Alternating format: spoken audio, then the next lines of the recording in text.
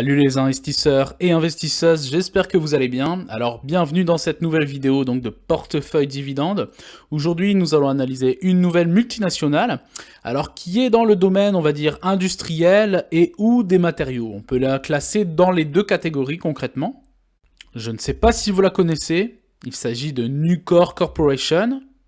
Mais avant, n'hésitez pas à vous abonner, à liker, à partager, ça m'aide grandement et clairement ça me motive. Vous pouvez également télécharger la fameuse liste des Dividend King que j'ai mis à jour très récemment. Let's go, c'est parti. Donc au moment où je tourne la vidéo, le prix du cours donc, de l'action de Nucor Corporation est de 167,93 $. Alors concernant l'analyse de l'entreprise et son historique, donc Nucor Corporation est une entreprise sidérurgique américaine, donc initialement très diversifiée, elle se spécialise au début des années 70 dans la sidérurgie et devient l'une des plus grandes entreprises de sidérurgie en développant l'acier électrique. Elle affirme être le plus grand recycleur d'acier aux États-Unis, recyclant jusqu'à 18 millions de tonnes d'acier par an. Donc l'entreprise opère dans trois segments principaux qui sont l'acierie, les produits sidérurgiques et les matières premières. Alors concernant le premier secteur des aciéries, donc des produits donc en tôle d'acier laminés à chaud, laminés à froid et galvanisés, par exemple les produits en tôle d'acier, des poutres à large aile, des boches de poutres, des produits de pales planches, etc., etc.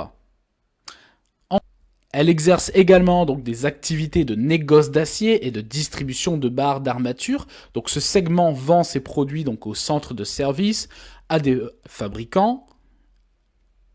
Et donc des fabricants qui sont situés aussi bien aux États-Unis, au Canada et au Mexique. Le deuxième segment, lui, est donc les produits en acier et offre donc des produits donc, de tubes en acier à section de structures creuses, des conduits électriques, des poutrelles, des poutres en acier, des tabliers en acier, des produits en acier donc, et en béton armé, des produits en acier fini à froid, des attaches en acier, des systèmes de construction métallique, etc., etc. Et donc ce segment se consacre également à la distribution donc, de pieux. Et pour finir, donc, le dernier segment, le troisième, celui donc des matières premières, donc des produits donc, concernant le fer réduit, courtier en métaux, ferreux et non ferreux, de la fonte brute, etc., etc. Et donc ce segment, finalement, vend également donc, ses ferrailles aux aciéries, aux fonderies. Donc avec tout ça, finalement, tout ce qu'elle propose et qu'elle crée, c'est littéralement... une machine de guerre, et sans doute la numéro 1 dans son secteur d'activité aux États-Unis. Et également, la société a été constituée en 1959 et est basée à Charlotte, donc en Caroline du Nord. Ici, on passe directement donc, sur TradingView. Donc, si vous voulez faire davantage de recherches sur Nucor Corporation, ici, le ticker de l'entreprise, c'est NUE. Et ici, vous voyez donc, on voit le graphique depuis 1968. Et donc, vous voyez juste, donc là, forcément, c'est en mensuel et c'est sur du très long terme. Et on voit très clairement, donc, de 1968 à ici, peut-être les années 92, il s'est quasiment rien passé. Et on voit une première légère croissance. Ensuite, un nouveau range, donc, des années 94 à 2003. Et on voit clairement qu'à partir de 2003, il y a un véritable premier bull run, finalement, pour arriver donc aux alentours des 84 $, alors que l'action était aux alentours des 12 $ en mai 2003. On voit ici ensuite donc à partir donc de 2008, sans doute lié à la crise des subprimes, puisque celle-ci perd, on va dire, donc de 83 $, elle repasse quasiment, elle perd 62-63% de sa valeur pour redescendre aux alentours des 30 $. On voit ici, c'est quasiment le calme plat pendant quelques années, et on voit clairement ici, donc à partir de 2020, forcément, que s'est-il passé en 2020 ? La fameuse crise entre guillemets du Covid, et donc on voit ici l'explosion. C'est même pas une explosion, finalement, je pense, en tout cas personnellement, que ça montre l'irrationalité donc des marchés financiers, puisque l'entreprise passe Donc du Covid ici, on va prendre à 28 $ pour arriver à un plus haut historique aux alentours des ici 187,63, ce qui représente finalement en l'espace de 2 à 3 années plus 542% de croissance sur donc la valeur sur son cours de bourse. C'est tout simplement extraordinaire et impressionnant, surtout en bourse et surtout en l'espace de quelques années, c'est-à-dire en l'espace de 2 à 3 ans. Ça aurait pu être le cas et forcément on a été moins choqué avec par exemple du Amazon, du Google, du Facebook, etc. où les prix se sont envolés. On a vu également donc l'irrationalité du marché. Mais là pour une société donc Nucor Corporation qui entre guillemets se ressort de nulle part, finalement le secteur sidérurgique n'a rien d'extraordinaire en soi. Et finalement on voit qu'en l'espace de 3 ans l'entreprise, en tout cas la valeur de son cours de bourse, prend quasiment plus 550%, c'est juste énorme et irrationnel, tout simplement. Et donc clairement ici sur le graphique, on voit que nous sommes forcément sur des plus hauts historiques. On passe maintenant donc sur dividende.com. Donc ici on l'a vu, le prix 167,93. L'entreprise donc verse un dividende de 2,04 $ à l'année et forcément le dividende par rapport au prix actuel du cours de bourse, eh bien le rendement est forcément très très faible puisqu'on se retrouve à 1,21% de rendement. Chose très intéressante, le average price recovery est de quasiment 4 jours, c'est-à-dire qu'il faut 4 jours à l'entreprise pour qu'elle retrouve son cours de bourse avant détachement du dividende, ce qui finalement est très rapide. Et quand on me dit ou quand j'entends que finalement avec les dividendes, on ne gagne pas ou on perd de l'argent, eh bien déjà, puisqu'il y a détachement du dividende, eh bien vous voyez concrètement qu'en 4 jours, l'entreprise a récupéré son cours de bourse avant détachement du dividende. Donc l'histoire sur ce débat est clos. En tout cas pour moi personnellement. On continue ici en dessous, donc le payout ratio. Eh bien le payout ratio est, j'ai envie de vous dire, fabuleux, très positif, puisqu'il est de 17%, on va dire. Ça veut dire que l'entreprise est très conservatrice. Et donc, clairement, elle garde quasiment 80% de ses bénéfices, sans doute pour continuer à se développer dans le domaine de la scierie, pour peut-être acheter des concurrents, des filiales, etc. Peut-être faire de la recherche et développement, mais dans tous les cas, le payout ratio est très très conservateur. Et ça, c'est également un point très intéressant pour les investisseurs. Ici, ensuite, concernant le versement du dividende, on voit qu'elle fait partie, depuis l'année dernière, de la fameuse liste des Dividend Kings, c'est-à-dire des sociétés qui versent depuis minimum 50 années d'affilée, donc consécutivement, un dividende qui est croissant, ce qui est tout simplement énorme, parce que j'ai la liste que j'ai mis à jour, et si je ne dis pas de bêtises, on est aux alentours une quarantaine d'entreprises, mais vous imaginez 40 entreprises sur des centaines et des centaines d'entreprises qui sont cotées en bourse, c'est très très fort. Ensuite, concernant le dividende, il est versé de façon trimestrielle comme la majorité des sociétés aux États-Unis. Et on voit par contre que le secteur des matériaux en général est lui de 2,82%. Et là, on est bien en dessous puisque Nucor fait 1,21% donc de rendement. Alors concernant le dividende, le dernier paiement a été effectué il n'y a pas très longtemps, c'était tout récent, c'était la semaine dernière puisque c'était le 11 août pour un montant trimestriel de 51 cents. Et le prochain versement sera effectif donc le 10 novembre de cette année, donc 2023, toujours pour un montant de 51 cents.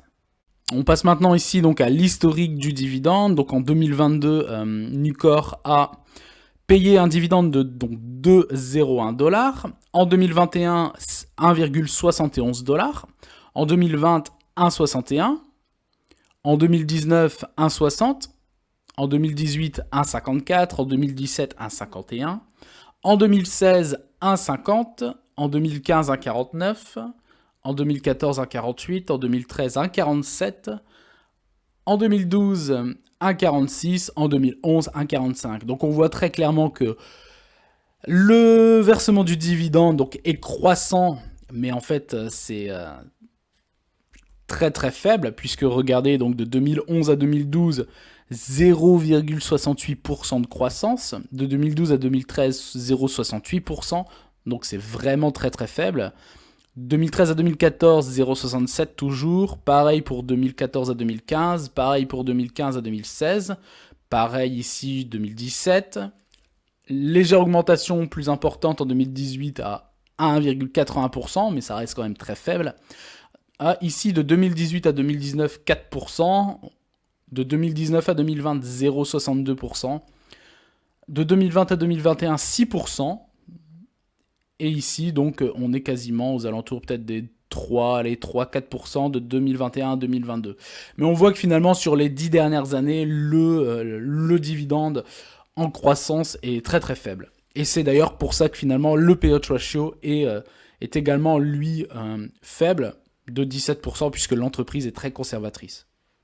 Alors après, à creuser davantage pourquoi l'entreprise verse un dividende croissant aussi faible, mais d'un autre côté, ça peut également être un atout pour les investisseurs, puisque finalement, je peux vous garantir, entre guillemets, que celle-ci, dans 20 ans, versera toujours des dividendes de façon croissante si elle garde le même ratio de distribution. On passe maintenant ici donc sur Morning pour voir un petit peu donc concernant la sûreté du dividende. Vous avez vu précédemment avec dividende.com.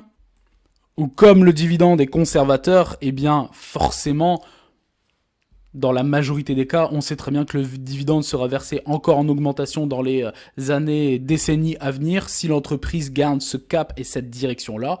Et donc forcément, la sûreté du dividende pour Morning, et je trouve que c'est logique, elle est également très bien notée puisque c'est noté 18 sur 20. Donc très sûr concernant le dividende. Et vous voyez également, donc pour l'instant, tout corrèle, puisque le score du dividende concernant donc la croissance, donc potentiellement moyen, j'ai même envie de vous dire très moyen, puisque là c'est noté 10, sincèrement je noterais peut-être 7, 5. Donc pour moi tout est logique, tout est ok. Alors concernant la valeur de l'entreprise sur le marché, sa capitalisation est de 42 milliards de dollars. Le ratio cours par rapport à ses bénéfices est de quasiment 6, on est à 5,82 fois les bénéfices. Et concernant du coup le bénéfice par action, il est lui de quasiment 22 dollars, 21,69 précisément. Alors maintenant on passe ici donc sur Google Finance, vous voyez le graphique et là on peut se dire mais est-ce que ça peut continuer? Parce que finalement on voit il y a toujours une certaine irrationalité dans le marché puisque finalement tout ça n'est que de la psychologie humaine. Et donc on voit que le graphique, mais concrètement, cela peut continuer à monter. Alors ici, on passe maintenant donc au compte de résultats. Donc je vais mettre au niveau annuel. Donc on voit 2018, donc ici chiffre d'affaires, résultat net, donc bénéfice. Donc on voit en 2018, le chiffre d'affaires réalisé était de 25 milliards de dollars pour un bénéfice de 2,36 milliards. En 2019, légère baisse, passant à un chiffre d'affaires de 22,59 milliards de dollars et également un bénéfice en baisse passant à 1,27 milliard, donc quasiment 1 milliard de baisse de chiffre d'affaires, de bénéfices, pardon. Et également 2020, une nouvelle année de baisse puisque le chiffre d'affaires passe à 20,14 milliards de dollars et un bénéfice donc passant à 721 millions de dollars. On voit ici clairement en 2021 une explosion puisqu'on prend quasiment 16 milliards de dollars de chiffre d'affaires, donc passant du coup en 2021 à 36,48 milliards de dollars et pareil pour le bénéfice puisqu'il passe à 6,83 milliards de dollars. Et on continue également sur 2022 avec un chiffre d'affaires qui passe à 41,5 milliards de dollars et un bénéfice à 7,61 milliards. Donc sur les 2 dernières années, entre guillemets, juste après Covid, 21-22 et sans doute 2023, les chiffres sont en nette augmentation, alors que 2018, 2019, 2020, c'était 3 années clairement consécutives de baisse. Mais finalement, en fait, ça n'impacte en rien les chiffres de l'entreprise et clairement sa solidité sur le marché. On voit même actuellement, par rapport à 2022, concernant le chiffre d'affaires, il y a une augmentation de 13, donc plus 13,78. Pareil pour les charges d'exploitation qui sont quasiment à plus 20%. Le résultat net également a lui à plus 11,42%. Ici vous voyez, la marge nette par contre a légèrement baissé à moins 2%. Le bénéfice par action lui augmente également, plus 22, quasiment plus 23%. Et donc le EBITDA, c'est-à-dire l'excédent brut d'exploitation, est également en nette progression puisqu'il est à 13,60%. On passe ici ici au niveau annuel concernant le bilan, donc le total des actifs par rapport au passif donc de l'entreprise. Et on voit du coup, et ça c'est très intéressant puisque les actifs sont toujours plus importants, et d'ailleurs il y a une énorme différence, et ça c'est très très positif. 2018, 17,92 milliards de dollars d'actifs pour 7,72 milliards de passifs. 2019, quasiment pareil. 2020, augmentation des actifs passant à 20 milliards pour un total du passif de quasiment 9 milliards, 8,89 précisément. 2021, explosion au niveau des actifs passant à 25,82 milliards pour un passif qui monte mais beaucoup moins fortement, passant à 11,22 milliards. Et 2022, donc l'année dernière, des actifs qui progressent passant à 32,48 milliards de dollars pour des passifs qui progressent mais eux finalement très très légèrement, donc très légèrement par rapport aux actifs, et donc passant à quasiment 13 milliards de dollars. Donc c'est très positif également. Et donc ici vous voyez trésorerie par rapport aux investissements à court terme, donc par rapport à 2022, on est à plus 85,5%. Total des actifs par rapport à 2022, actuellement on est à plus 25,78%. Au niveau des passifs, augmentation également passant à plus 15,06%. Donc finalement, on voit que concernant les chiffres actuels sur les 6 dernières années, on est toujours dans une progression constante et en fait on est vraiment sur des chiffres qui sont très établis, une société qui est établie depuis des décennies, même depuis quasiment un siècle si je puis dire. Et une société finalement qui est quasiment, si je ne dis pas de bêtises, leader dans son secteur d'activité. Donc voilà, concernant les news, il n'y a pas grand chose, c'est plus des news au jour le jour sur des pertes journalières ou des gains journaliers, ce qui finalement ne nous intéresse pas trop pour de l'investissement sur le long terme via les dividendes. Donc, pour résumer, une société qui est implantée depuis des décennies et des décennies, qui est numéro 1 dans son secteur d'activité, donc secteur des matériaux et sous-niché au niveau de la sidérurgie.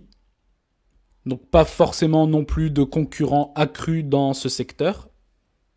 Une société qui verse des dividendes depuis 50 années consécutives minimum, puisque je pense que ça doit faire beaucoup plus qu'elle verse des dividendes. Un payout ratio qui est très très conservateur. Depuis que j'ai la chaîne YouTube, je ne pense pas avoir analysé une entreprise avec un payout ratio aussi peu élevé, donc de quasiment 17%. Donc elle est très très conservatrice. Finalement, c'est une très bonne chose pour les investisseurs. Après, concernant le dividende, clairement, si vous investissez dans cette société, vous aurez des dividendes jusqu'à votre mort. Mais la croissance est très très faible comme on l'a vu. Mais par contre, ça a été compensé sur les 2-3 dernières années par l'augmentation du cours de bourse qui a fait plus 550%, si je ne dis pas de bêtises, en l'espace de 2-3 ans avec la période du Covid.